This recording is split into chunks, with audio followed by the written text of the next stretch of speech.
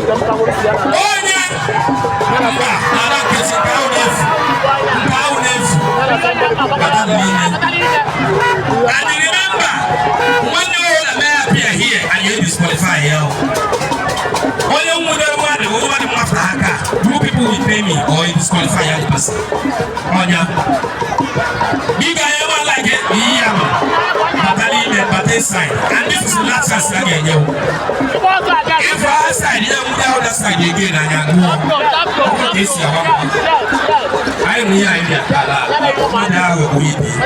but I didn't marry them, maybe you should even. Yes. If I were a John, you will marry them.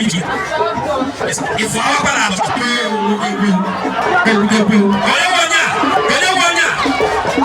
hey!